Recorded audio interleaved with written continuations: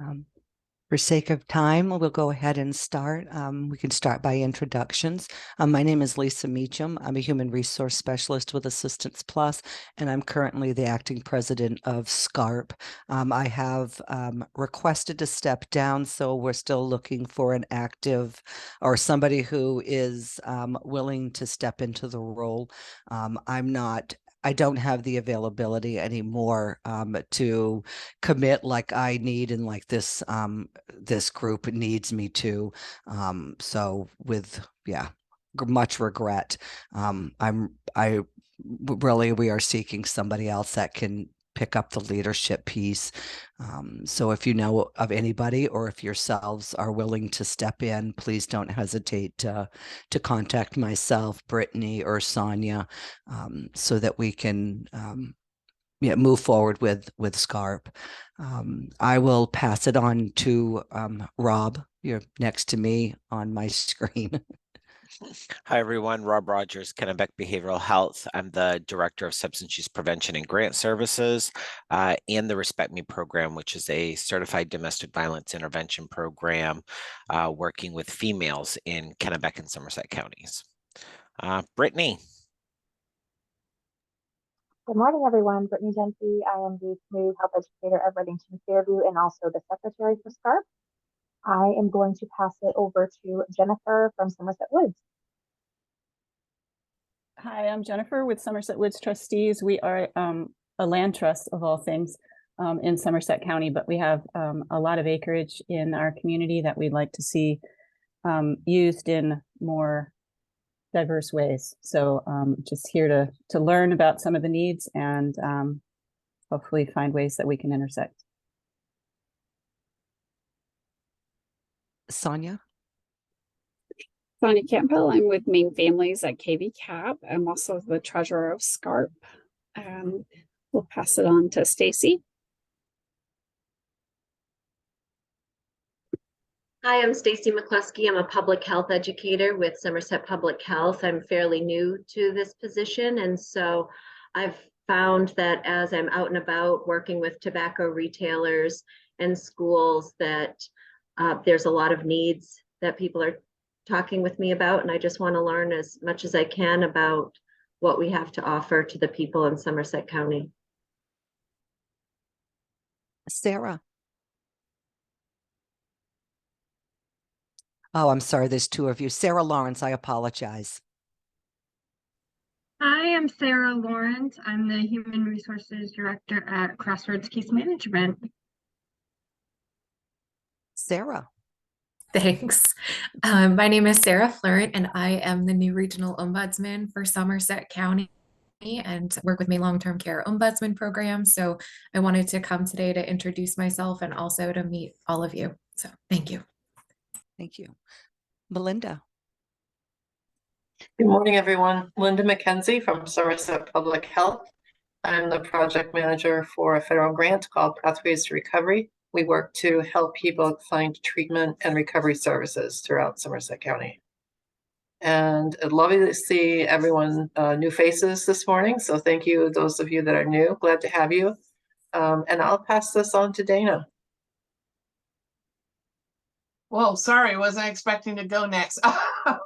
Good morning, Dana Hamilton with KB Cap. I'm a resource navigator, and I'll give it to Tara, our other resource navigator. Tara Harvey, KB Cap's Skowhegan Resource Navigator. Melinda. Hi, everyone. I'm Melinda. I am the outreach specialist for Help Me Grow Maine out of the Office of Child and Family Services. And I'm new to this meeting. Brittany invited me to join. We've worked together over on the Community Baby Shower Committee for KV Cap. And I see lots of other familiar faces. So I have another standing meeting on Thursday mornings. So I finally decided to skip that one and come join this. So I'll be maybe alternating between the two. So thanks for having me. Welcome. Jennifer. Hi, Jennifer Johnston with KV Cap. I'm a family service coordinator. Jody.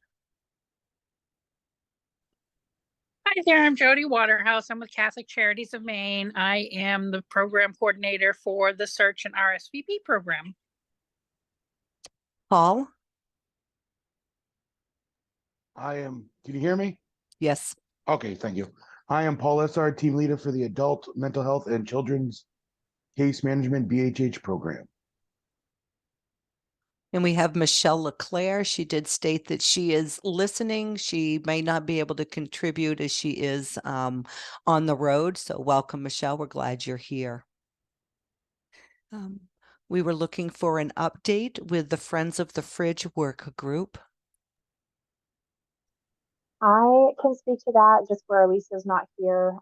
Jody, I might look to you to give just some updates on the church's standpoint, and Dana as well, if you have anything to jump in. The first thing that we wanted to talk about with SCARP as a whole is the financial contribution that we are it's, I would say, almost an expectation because we are the ones who started the initiative to start the fridge. So the Catholic Church, for those who are new, or I guess maybe I should do a general update of the fridge project in general because there are new faces. So I apologize. So for those who are from the Skowhegan area or have worked in the Somerset County area, you may have been familiar with the previous community fridge that was down by the Chamber of Commerce that has been gone for quite some time. And through conversations in SCARP, we as a group identified that that is a huge need for a lot of people that we all work with. And it's been a huge loss for the community not having it there. So we decided that that was a project that we wanted to work on. We formed a separate work group to work on that in between our monthly meetings. And through a partnership with Catholic Charities and the Catholic Church in Skowhegan downtown, we were able to move forward with bringing it back. We're at the point now where we've drafted up an MOU. For those who don't know what an MOU is, it's a memorandum of understanding. So a contract between the three parties to determine what our responsibilities are going to be. The Catholic Church was kind enough to get some electrical work done on the outside of the building so we can plug a fridge in. But with that comes a fee. I don't know, Jody, if you were able to find out how much that cost them.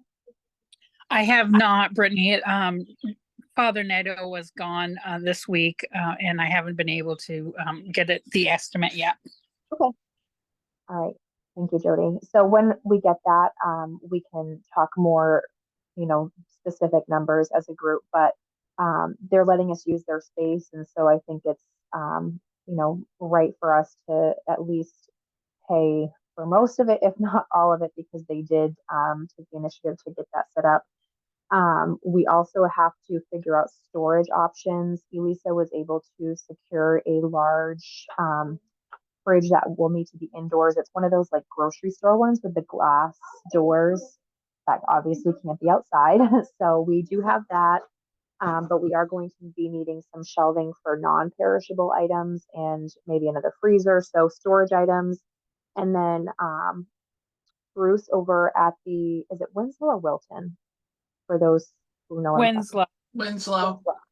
So Bruce over at the Winslow Food Cupboard, they also have a community fridge outside, and he's been great at just giving us some guidance and some mentorship with that. We do have to purchase thermometers for all the fridge and freezers. They're not that expensive, but we do have to have them. So that is another financial purchase that we'll have to make. So with all of that, as a group, we have to figure out how much we are able to spend based on how much money we have in the bank account and how much we're comfortable with, because we are not having money come in like SCARP used to. So how much do we want to take out of our bank account and then move forward with that? So I think in terms of that bullet point, we can open it up for discussion and just get folks' thoughts. I'll start by saying how much we do have.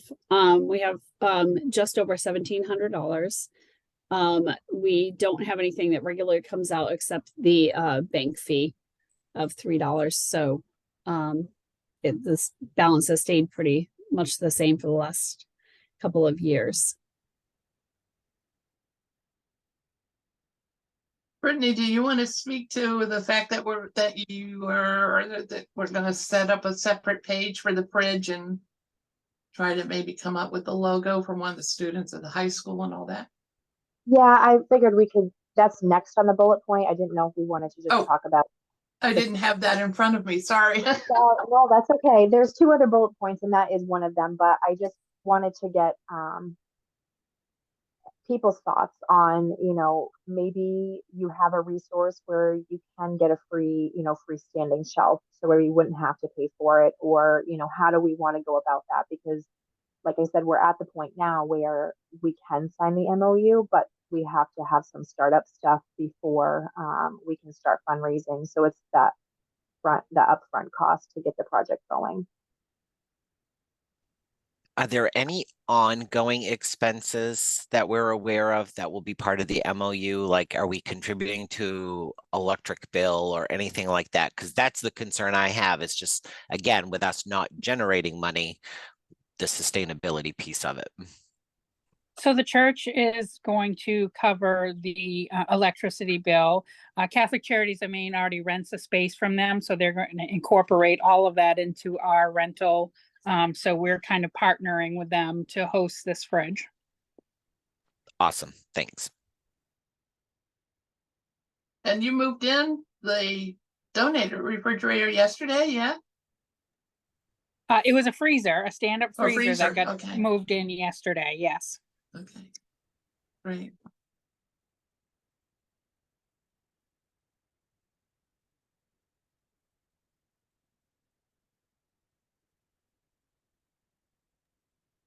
Does anyone have any objections on us paying for the stuff that I mentioned? Obviously, we'll know more about how much the electrician cost was once we get that. But in terms of like the fridge thermometers, I looked up and you can get them from Quinn's for less than $20 a piece. So depending on how many units we have. And then storage, I know I asked here at the hospital if we had any extra like cabinets or shelving that were not in use, that they're never planning to use again. They didn't have anything in mind right now, but they'll keep me in mind. So I guess if others want to ask their agencies if they have anything that they'd be willing to donate, it would be at the Catholic Church in where Jody's office is inside that. So it would stay right in Skowhegan. And again, it would just be to have that overstock of what can't go in the fridge at that time.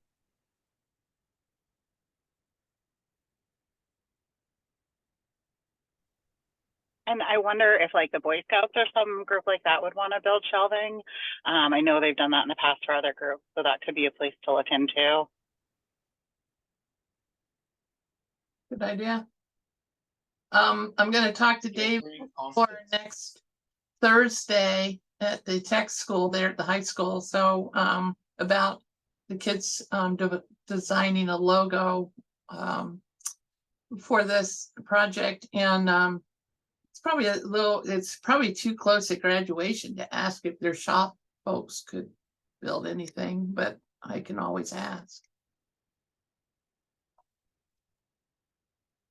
Yeah, thank you, Dana. So going off of that, so one of the other things that we need to do, which isn't a huge project for the group in as a whole, but one of the things that we came to an agreement on as the work group is that we would start a separate Facebook page for the fridge. There was some input from other folks that they felt like we should promote the fridge just on our SCARP page, but the concern with the work group is that because we already post so many resources on the SCARP page, the stuff about the fridge might get lost, especially if we're going to want to post all the time about, what's in the fridge and, just reminding people. So we are going to create a separate Facebook page. But with that, we had talked as a work group about what Dana just mentioned, partnering with the Tech Center to see if there is a student in a graphic arts program that would be willing to create like a logo. But then we also talked about compensating that student for their time. So we threw out the number of $50, and we wanted to just bring that to the group to see if anyone has objections or if you have other thoughts or if you feel like that's appropriate.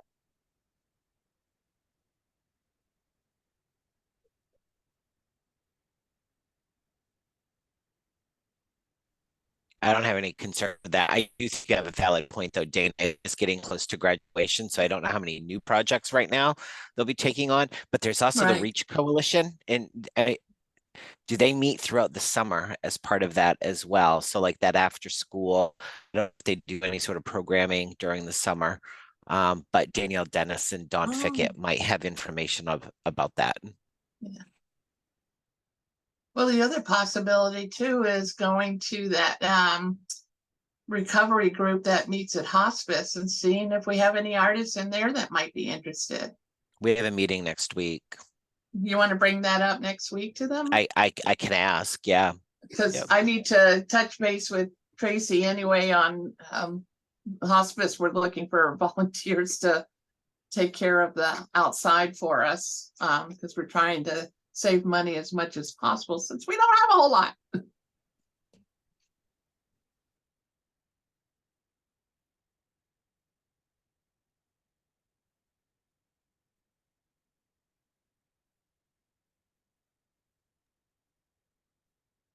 And then the last bullet point on this one is the fact that we just need hands. We need helpers to help make this project happen.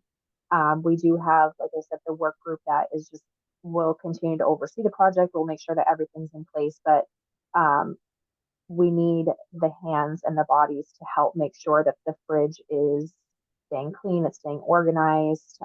If there, is a donation that someone wants to make but they can't get it, we're going to rough out some sort of schedule in group chat so it's not two people going all the time. If we can have like a general idea of like what times and days is someone's responsibility, whether like for me it's every Thursday afternoon I'm going to go over to the fridge downtown and just make sure that it's clean and there's enough food in there. So if you want to be on the work group, we're obviously welcoming anyone to join, but if you don't feel like you have the capacity to be on the work, like the core work group, but you want to help make sure that the fridge is stocked and make sure that it's still a functioning option for the community, we are always going to be looking for helpers.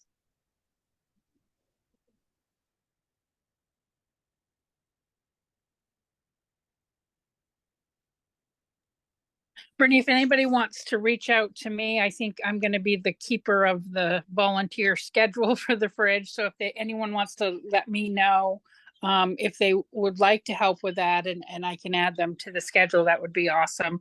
I'll put my email in the chat. Thanks, Jody. That's great. So not to go back 5 steps here, I put out an email to all my people about the freestanding shelf.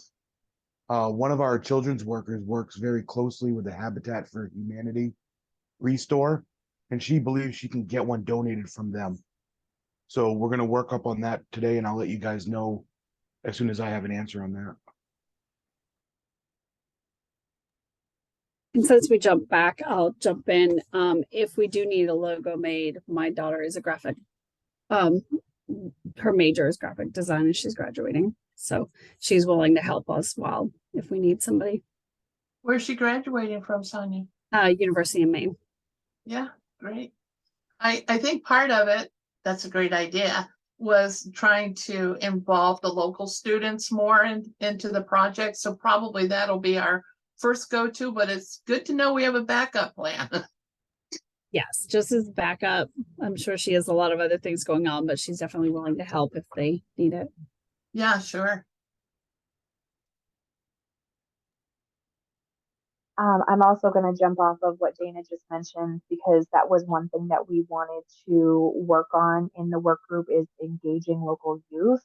That was a concern as to why the chamber didn't want to pick up the project again. Won't go into that, but that was a concern. And so one of the things that we wanted to do was find some way to partner with the schools, with programs, with summer camps or whatever, to they could potentially get some community service hours, but then also give them something where they feel like they have ownership over, and they can take pride in knowing that they've helped with a community project. So those of you, it seems like there are a number of people on the call that have ties to different youth groups. And so if you feel like it would match up with their mission, or local students, local youth would be interested, please help us connect with them, because we do want to connect with local youth. We don't want it just to be a small group overseeing it. We want it to be a big community collaboration, because it is for the community.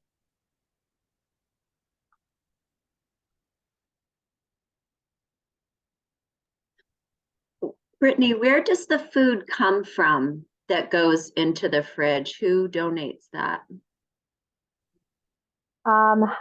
Pretty much anybody. So the way that it was run before, the ladies that ran it were with the donated money that they got. That was through their partnership with the chamber. They would go out and buy food, but local businesses, restaurants, the hospital would donate food. People in the community, if they were making a meal, they'd make a little bit extra, drop it off. People would buy extra groceries when they go grocery shopping and drop it off. So we have a lot of flexibility, because it's not a program run by a larger entity like Good Shepherd. So we have a lot of flexibility to open it up to everyone. So there's not really an answer to that, I guess, other than we get the food from everywhere. Although we did talk about that next live meeting for SCARP, if everybody could bring some dry good, some non-perishables, that would be helpful. We used to do that years ago. Do you remember, Rob?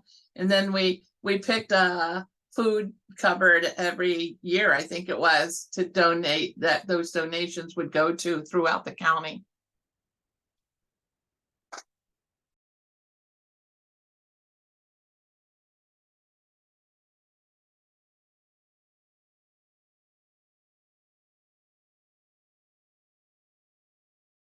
Are there any other questions about the fridge project? I know that there are obviously some new faces, and even people that have been in SCARP for a while are not on the work group, but we will take any questions, because we are ready to make the project happen. So anything that we can clarify.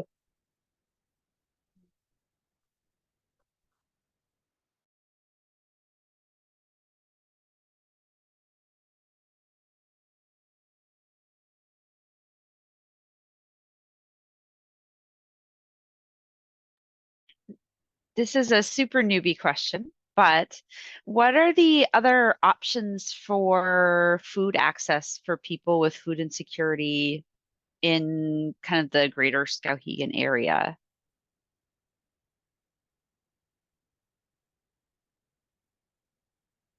I guess the obvious answer would be the food cupboard, but it's not available every day, which is one reason why that having the refrigerator available every day, is something we're focused on. The Methodist Church keeps a blessing box up underneath their canopy, where you can, dry, if you don't want to get in the rain when you go in, whatever, it's at the main entrance. So there's dry goods up there.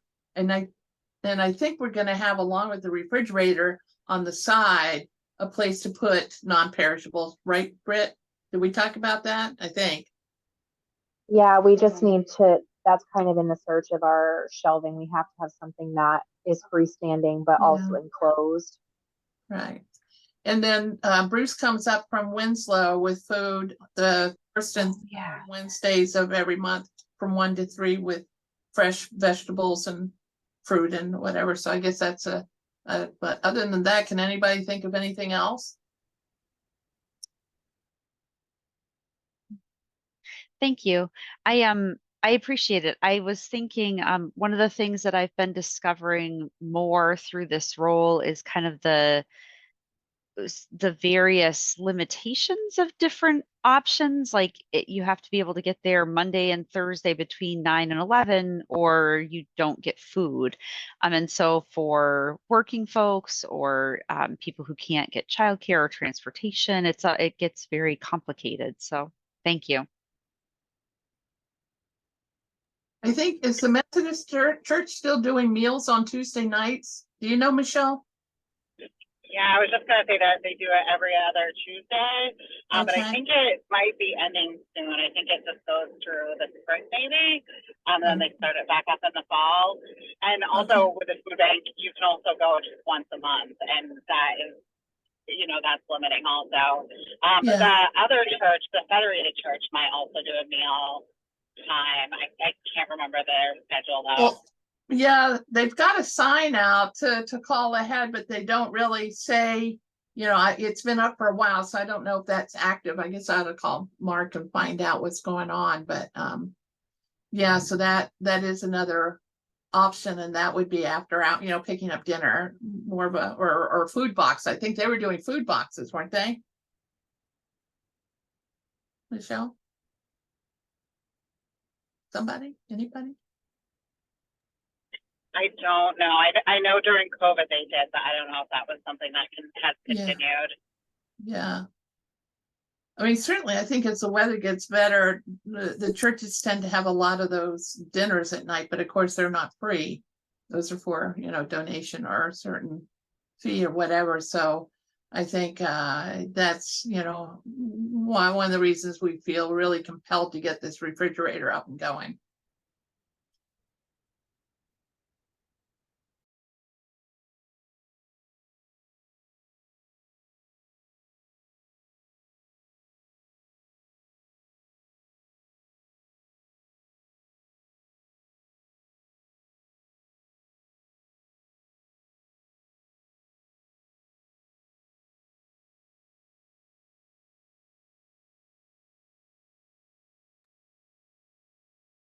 I guess if anyone has any questions after the meeting, like once you think about it, if you have any, or if you have any ideas, you can just email me. You can either email the scarpboard@gmail.com, or you can send it to my own Reddington email, which is bdunphy@rfgh.net. And I'm happy to answer any questions or connect you with someone else if you have questions or ideas. So I guess we can move on.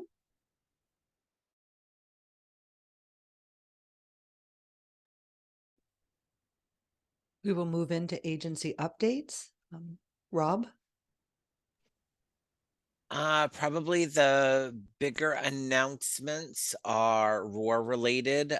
They're holding events pretty much every month. Our next big one is Saturday, May 13th. We're doing cornhole games, not calling it a tournament. We're not promoting gambling, so there's no prizes, but it's just meant to be fun. Possibly barbecuing, having hot dogs or something. That'll start around 10 o'clock. Where we'll be involved with the Yellow Tulip Project, so I'll be there on the 6th as well. And then we are doing a Earth Day cleanup event this Saturday, which is also National Drug Take Back Day. We're not really strongly promoting it because our departments aren't doing National Take Back Day, because we have everyday take back available at all of the police departments, as well as Reddington Fairview General Hospital, Variety Drug, and Fairfield Pharmacy have the boxes available. So we're really pushing that more so than the National Drug Take Back event. Our opioid health home still has openings, last I had heard. So if you have somebody in need of treatment related to an opioid use disorder, feel free to contact our access center. Other than that, traditional outpatient services, there tends to be more of a waiting list, but if somebody wants opioid health home services, they can get in fairly immediately. And then where Paige and I are going around with the PDO grant, we're continuing to work on our community level assessment. We got to meet with Sarah Lawrence and staff yesterday. So if you have training needs related to substance use, stigma, bias, Narcan, we're going around and doing those, and some of those we're doing in conjunction with Pathways to Recovery. I know Paige has been going around and planning some trips with Betsy, looking at some of those sustainability pieces. So I think those are the big announcements. Thank you for that. Sarah Lawrence. Nothing to share, just happy to be here and hear what's going on. Our staff loved the training, Rob. It started a lot of really good conversation, and I think it's great to bring that language into Somerset County because we have a little bit of a time gap here. So it was really great for our staff, and we appreciate you coming in. Sonia?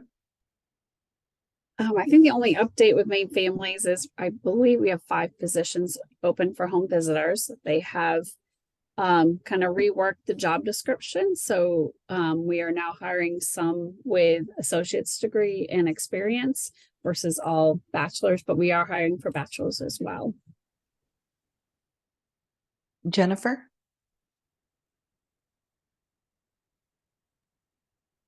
Which one of us? I'll start. How about that? Do I have more? Oh, I do. I'm so sorry. I'm looking fine. at you. I apologize, Jennifer, from Somerset Woods. Great. I really appreciate the invite to be here.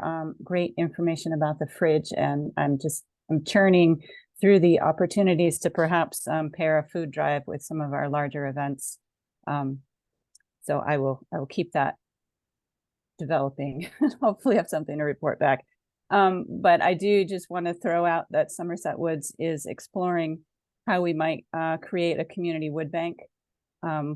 With our many acres, we have woodlands that we manage, and we would be pleased to contribute some of that management effort towards firewood for emergency heating assistance. And in the work over the last couple of months, realizing there's really no structure, we're not coming across any structure that's been developed to facilitate distribution. So I've been trying to pull together all the different pieces, different agencies that might contribute to some kind of effort to get firewood as an emergency heating assistance to the different communities that we serve. So I don't expect us to have a big conversation about that now, but if anyone's interested in exploring that and helping us work through the logistics, Somerset Woods is prepared to kind of do the heavy lifting on the coordination, but we've resolved that we can't get all the pieces done ourselves, but we would do some coordination to make it happen. And Jen, you were at the Somerset Investors meeting. I mean, the Poverty Action. Did you attend that? Is that how we connected? No, I met with Andrea Pasco. Okay. Because it seems like it obviously that KB Cap would be a good fit to support that. Just don't. Yes, there's a lot of interest within. Andrea expressed a lot of interest within KB Cap, working with a couple of residents in Mercer. The jail administrator has an interest in assisting this effort. Just everyone that we talk to, there's unanimous awareness that such a thing is needed, but no one entity has the capacity to make it happen. Right. And so in my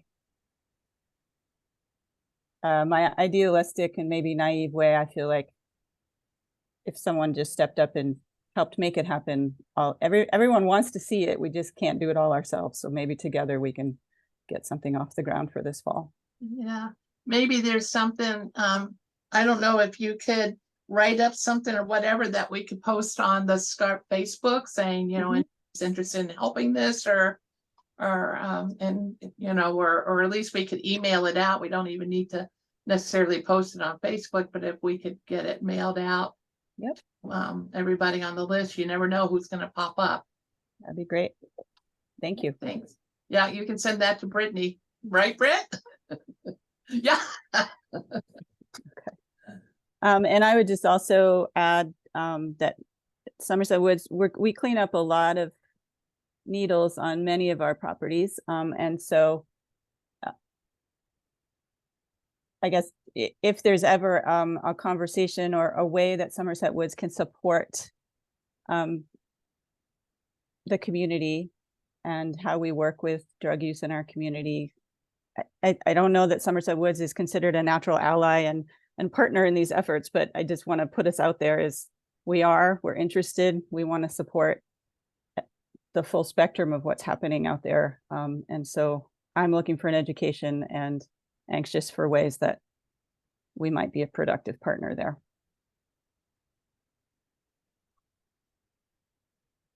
Thanks. Thank you. Sarah?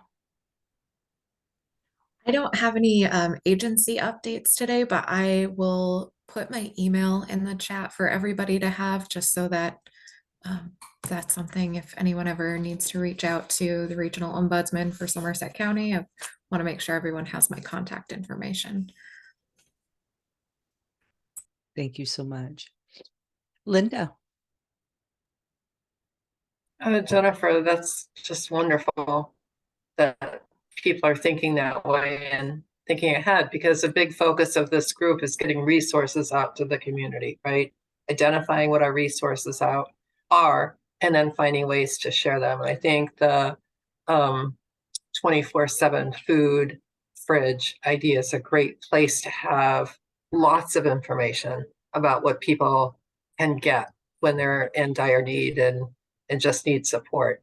So that's just wonderful. I don't want to lose that piece either. We have to, it's good that we're doing the fridge, but I want to make sure that we also keep thinking about how we can embed the resources in that area somewhere, whether it's pamphlets or brochures or like whatever, magnets. Like how do we get the information out to people that let them know the broad range of resources that are available in our area? Because we have a lot. And I think, you know, people might not have broadband, they might not have just access or financial support to get internet connection, they might not have transportation, but they may go to the everyday fridge or a food pantry. So how do we get those resources out to people? How do we find ways to spread that out to people? And Jennifer, I'm happy, just like Rob said, to work with you around the issue of needle disposal. We're trying really hard to get the message out. There's unfortunately a lot of stigma in Central Maine around substance use. There's a lot of denial. There's a lot of concern that if we have public needle disposals, that tourists coming in will see that and say, we have this big drug problem. From a public health standpoint, having needle disposal containers is a way to stop bloodborne pathogen spread. It's a way to stop people from incurring infection wounds from using needles over and over. And then just the random stick that, you know, owner that's walking their dog, you know, in flip-flops, and they just happen to walk into a needle, or someone seeing a needle and saying, oh, I don't want to leave that up. Some kid might find it, pick it up and get an accidental needle stick. I mean, there's all kinds of research that says, you know, having needle disposal containers does not promote drug use. But so getting that message out there, helping people understand it's a safe, healthy way to dispose of syringes is a harm reduction strategy.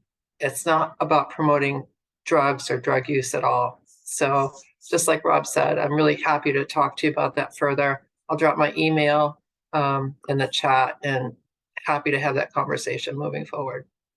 And no big updates at this point. Still working really hard to get the message out into the communities around harm reduction, Narcan, any kind of training around substance use, helping people understand it's a brain disease, to help stop the stigma in Somerset County. Thank you. Thank you, Linda. Dana, what do you have for us today? Nothing much here at KB Cap, although I'm sure the word is out that the HEAP program has come to a sudden halt because the funding is all gone.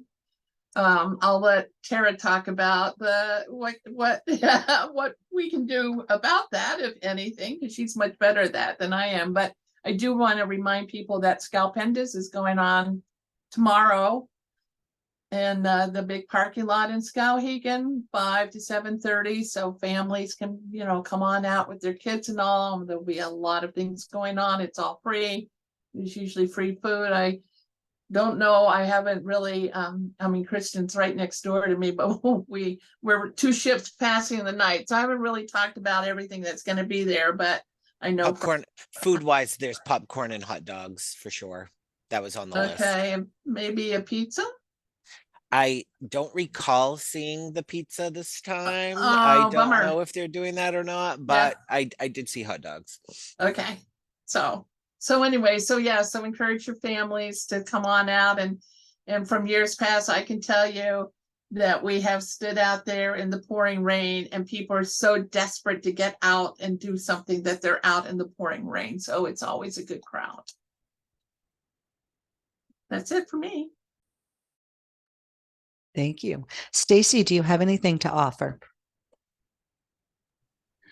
Well, like Linda, I've been thinking about how to get the message out there to people in Somerset County as to all the resources that are available. And I'm not even aware of all the resources that are available. I was happy to hear somebody ask about where else can folks in the greater Skowhegan area get food. And I'm wondering about, I went to the eastern part of the county yesterday to Palmyra, Heartland, St. Albans, and all over that way. And Heartland, the tannery there is closed, and it's the main street is, there's only one little tiny business on Main Street or Commercial Street, but it is their main street. And on that little downtown, it's a tiny convenience store, and the majority of his revenue is from 40% from tobacco, and then close behind is lottery tickets and alcohol. So convenience stores might be a good place to also put information. I think I worked in the Carabec School District for most of my adult life, and that sending information home with kids might be another place for parents to find out about what resources are available. It seems like everybody is affected in some way by substance use disorder, and everybody's looking for what they can do to help the people they love or their employees, or even support for themselves, I think, to find out what can't they do, what's out of their hands, and that there's only so much they can do, but if they want to help, what resources are there for them.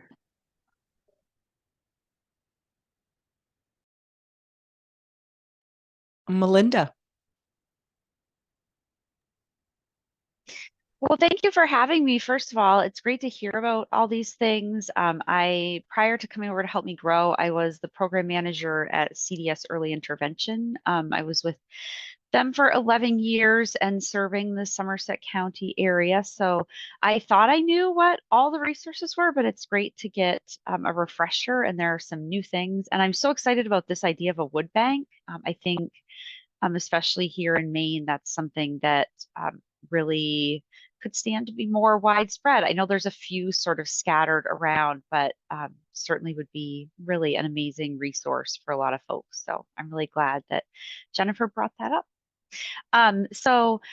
Help Me Grow is a newer resource. Most of you have probably heard me talk about it in another presentation, but we just launched in November. So we're very excited because we have, as of the end of March, we had served 255 individual children around the state. And we now have served at least some families from every county. So we're also excited to be getting some statewide coverage. We are hiring a full-time screening specialist to support our developmental screening program, and they will be starting in June. And we're also hiring a fourth full-time resource specialist to add to our team, because we're already getting pretty busy, which is great.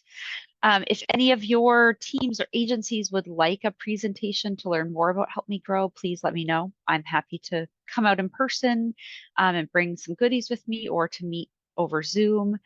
The other thing I just want to mention is, and it's happening in Kennebec County, but I know sometimes folks are traveling back and forth, or if folks live in Fairfield, they're kind of right on the edge. We are having a big community event in June at the Children's Museum in Waterville that is free to families. It's called Build and Bloom, and it's going to be an afternoon, 4 to 6 p.m. on a Friday of free fun activities for families at the museum.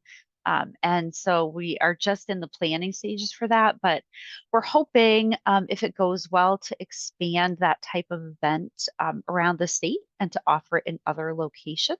So I wanted to make sure this group was aware, and then also, hopefully we maybe are able to offer something like that at a community location in Somerset County in the future, and happy to partner with others around that.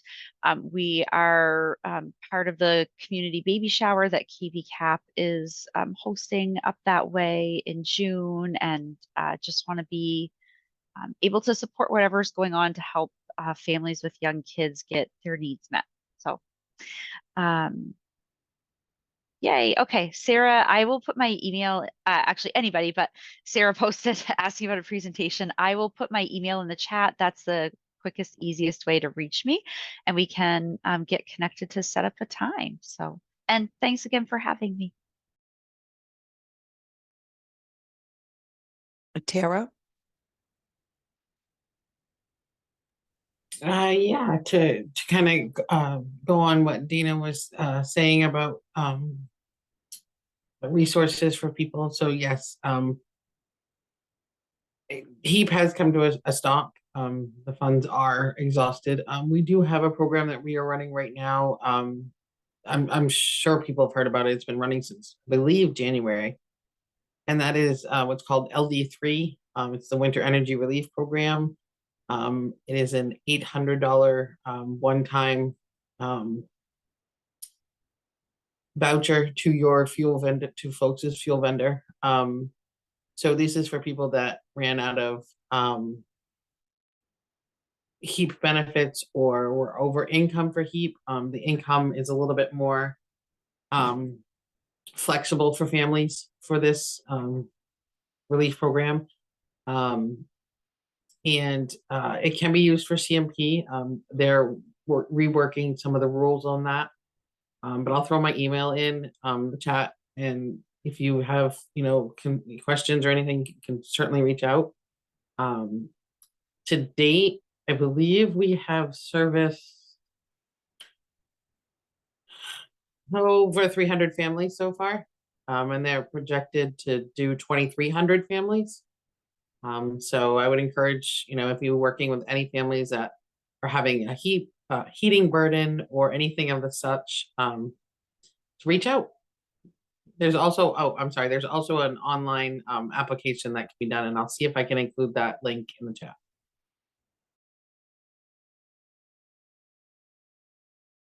Thank you. Jennifer Johnston?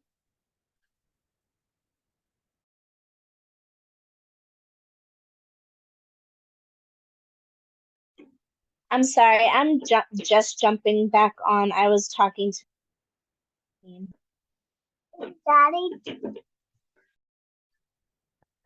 Daddy. She's busy. I could hear. Lucky her to be able to be home with her babies. That's awesome. Paul? Thank you. Not a whole lot new going on. No lines, no waiting. Again, for both our adult BHH and children's BHH.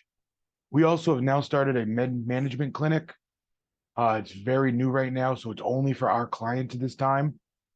And you can only have main care. We cannot accept dual insurance at this time, but it is something we are looking to grow because there is a large need in the area for psychiatric medication management. So I'll put the referral line in my email in the chat box. If anybody needs to reach out, please feel free to. And again, I appreciate our monthly get together. And can I just add on, Paul, I just wanted to let you know I am back at the library in Waterville on Tuesday afternoon, so I'll be reaching out. Please do. I've missed you. I know. We haven't had a visit in like 2 years. Well, I've watched you across the basketball court. Yes, you have. As scary as that is. Thanks. Brittany. All right, I have a couple agency updates, but one of the other things that I just wanted to update SCARP with. Sarah and I are meeting this afternoon to talk about public service announcements just for the community for SCARP in general. So we're hoping that that will, one, maybe generate some new interest with other organizations, and then get the community aware of what SCARP is and what we do. So then when we do launch the fridge project, they'll have some sort of connection of where it's starting. So that is that update. We, Reddington Fairview is spearheading a Yellow Tulip Project walking tour on May 6th in partnership with other agencies and organizations in Skowhegan. It is a Saturday. We're going to be meeting at Main Greens parking lot at the Skowhegan Farmers Market that morning, starting at 9. We're going to have like a social hour, coffee, pastries from 9 to 10. We'll start the walking tour at 10, and we're just going to be going around downtown and visiting all of the Hope Gardens that we all planted this fall. And we'll be doing a different activity at each stop. Then we'll have a presentation at the end from a Yellow Tulip Project representative. So I will send out the flyer with the minutes. It's open to everyone. It's free. With that as well, if anybody here feels like their agency or organization would like to participate in the project going forward, we're brainstorming how we're going to continue the movement. So I know some of the people on the call and in SCARP, their agencies already have gardens, but if you would like to join the movement and join the group, please reach out to me. And then just a reminder, we're still going strong with our car seat program. It's always out there for those who work with families or yourself. It doesn't really matter. We offer free safety inspections to anybody with a car seat or booster seat. It doesn't have to be a parent. They come in and get a one-on-one appointment here with me.